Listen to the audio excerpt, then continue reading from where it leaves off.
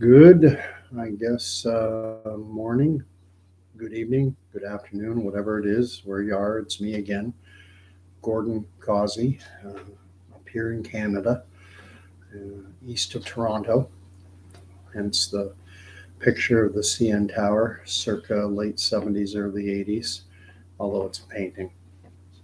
Uh, Wanted to talk about, as I entitled this, what the news is and isn't talking about, and what started me down this line of thinking primarily is the destruction of the Georgia Guidestones.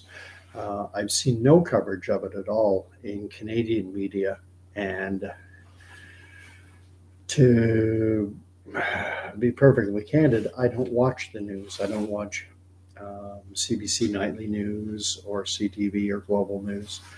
I rarely watch news at all, not CNN, not Fox, not NBC, ABC, CBS. But now, I haven't always been that way. I used to be a regular consumer of the news, broadcast news. I'd watch growing up in our house when I was a kid and into my teenage years. It was NBC Nightly News with Tom Brokaw, and now I guess it would be Lester Holt. And in Canada, it was most typically the National, starting with Knowlton Nash, uh, then Peter Mansbridge, and but I've pretty much disconnected from the news all the way back in 2010, and so my exposure to news programming, and that's an important word, programming. Uh, we all know about computer programming. Well, I consider news programming to be similar in nature, in that a program tells your computer what to do. News programming tells you what to think, about, and even how to feel about it. And anyway, in terms of the Georgia Guidestones, what I find interesting is that there's no coverage of it that I've found scanning through newscasts on YouTube on the Canadian networks. I did see on NBC Nightly News, they had a short 2-3 minute at most little, it's a half-hour news broadcast, so they gave it 2-3 minutes. And they didn't tell you much. All they told you is that the Guidestones have been destroyed, that they might be rebuilt, that nobody knows who built them. But they aren't asking any of the questions I'm most curious about. They're not soliciting expert opinion. Um, and this, I think, is significant because the Georgia Guidestones, they're not the Washington Monument, they're not Mount Rushmore, but at the same time, they're not insignificant either. They were referred to, and Lester Holt made this comment. It's long been known as America's Stonehenge because of their astronomical and mathematical alignment and things of that nature. And yet, somebody purportedly, they have video. They're showing evidence that purports to be someone going and carrying a large something. I don't tell you what it is. The video is very grainy, but going and putting something at the monument just before it was exploded. Uh, so it suggests that someone planted a very large explosive device at this monument.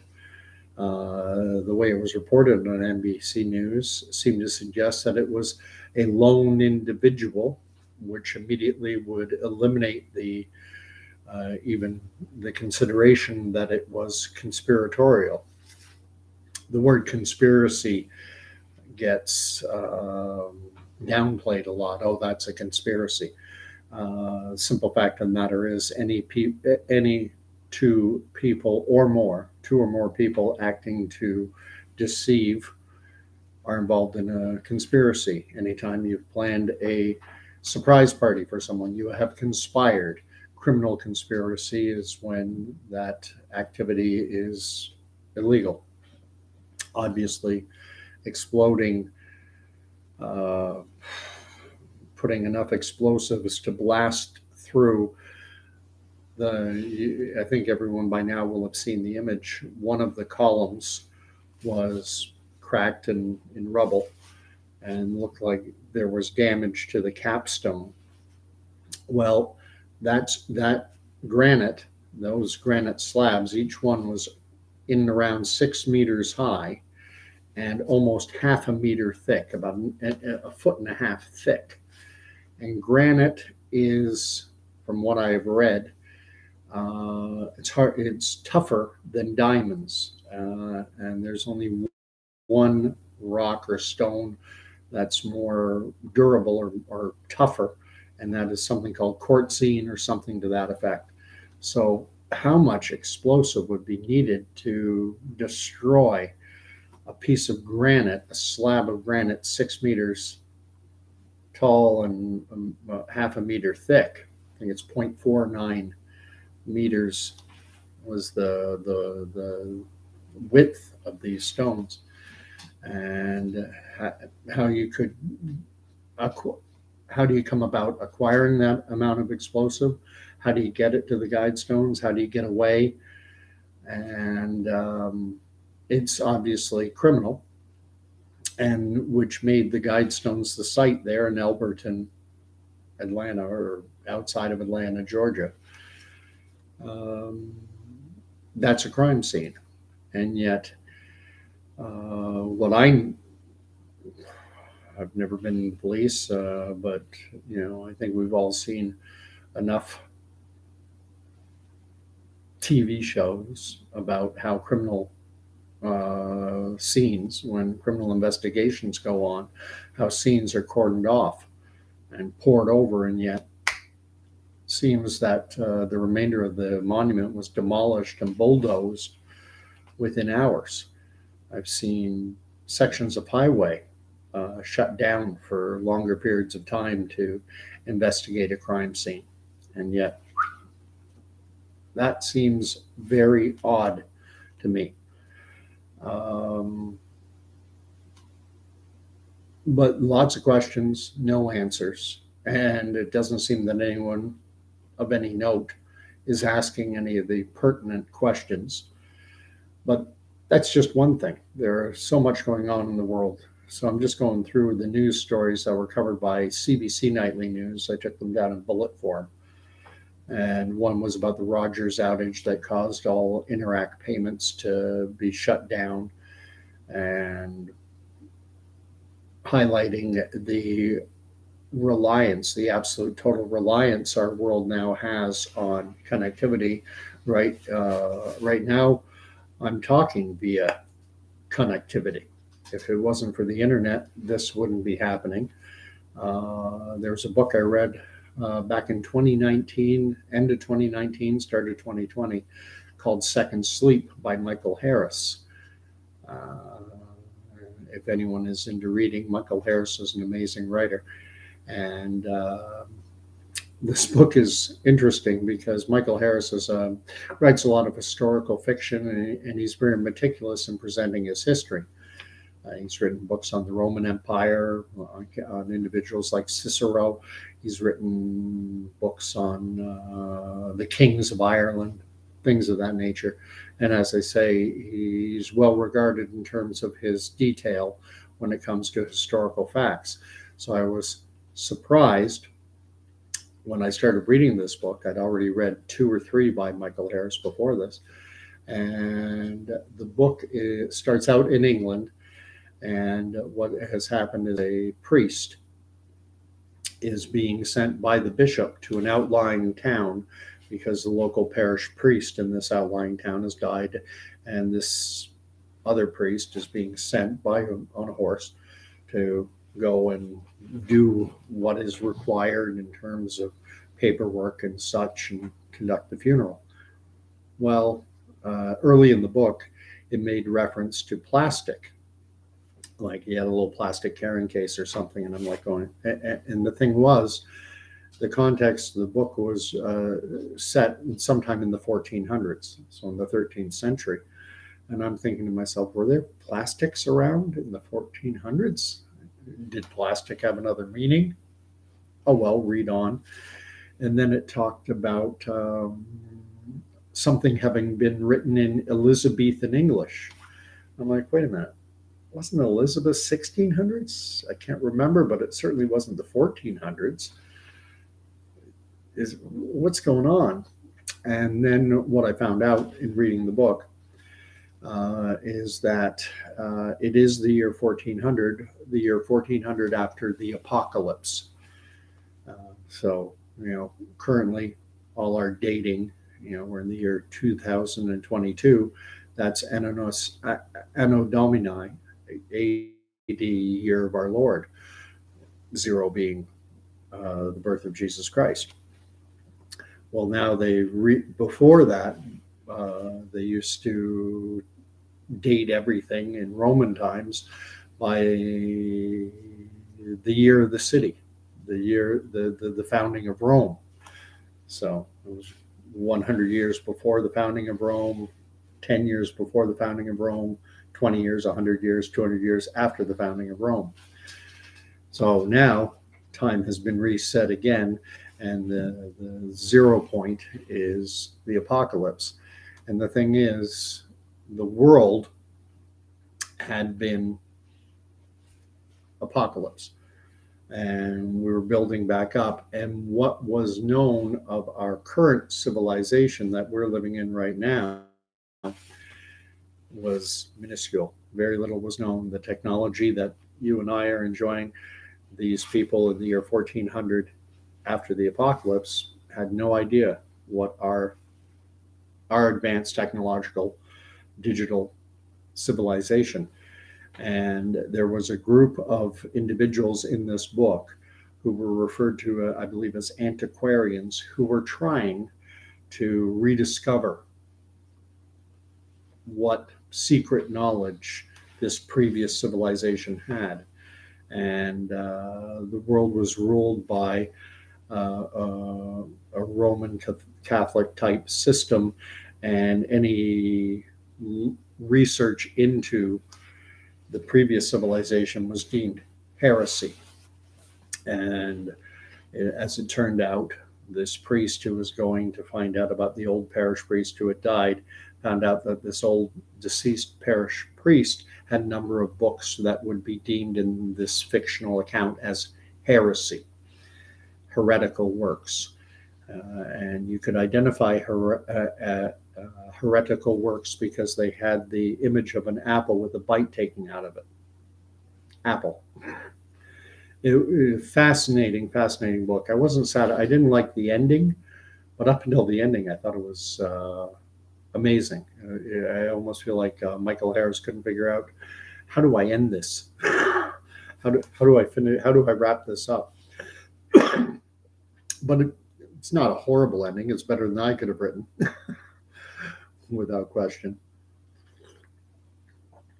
But within this book, it purported to have a group of leading citizen scientists who were speculating upon what could bring about the downfall of this modern world. And they proposed a number of potential scenarios that could bring everything crashing down. Nuclear war was one. Pandemic was another. Another was just a loss of internet connectivity. And within the book, the individuals reading this have no idea what they're referring to. But they made mention in the book, they said they commissioned a study and they found that most people in London, England, had on average something like 3 or 4 days worth of food stored in their houses. And this ancient document which is our future. They're ancient. I know this is a little convoluted. This ancient document said that with everything so heavily reliant on the internet for currency exchange, ordering, delivering, the electric grid, everything, that if the internet ever went down and payments would stop, electricity grids would break down, and chaos would ensue. And while no one knows exactly what caused this apocalypse, it does lean heavily toward that conclusion that something happened to the internet, brought it crashing down, and that everything had become so heavily reliant on it. I realize that for anyone living now in today's world, 30-year-olds, I'm 50, I'll be 56 soon, but 30-year-olds and younger, really, the internet has been around their entire lives. And I grew up in the 70s. That was when 70s, 80s. There was no internet. Computers by the late 70s just started to come out. You could get a home computer, a Commodore 64 or a Tandy, and that were very clunky and very slow and very loud. When you ran a program, it would boom, boom, boom, boom, boom, boom, boom. You would hear the motor driving, and very slow. If you wanted to connect to the internet when it first became available, you could either use something with an actual phone, and I don't understand fully how it worked. And then eventually you could put in your phone line, and the speeds were incredibly slow. But of course, now it's 2022, and I can talk to people all around the world over a video. Strange world. But if this all went away, if we didn't have this, could we go back to how did we function back in the 1970s, 60s, 50s? And everything was pen and paper. Everything was analog. And could we go back to an analog world? I think it would be incredibly challenging. So they talked about the Rogers breakdown. They talked about the jobs report. Canada lost 43,000 jobs, according to the most recent update. However, surprisingly, the unemployment rate went down or basically was unchanged at 4.9%. The whole Twitter Elon Musk soap opera, because Elon Musk is now trying to pull out of the deal. He's trying to cancel the agreement, and there's talk of a legal battle. Of course, they talked about Shinzo Abe, the former prime minister of Japan, who was assassinated. Talked about Tamara Lich, who is being remanded in custody pending trial. They talked about abortion in the United States, and made mention of the fact of Biden talking about a 10-year-old girl in wanting an abortion had to travel out of state in order to get it, to have the procedure done. And I'm going to shut this thing off. I'm just rambling.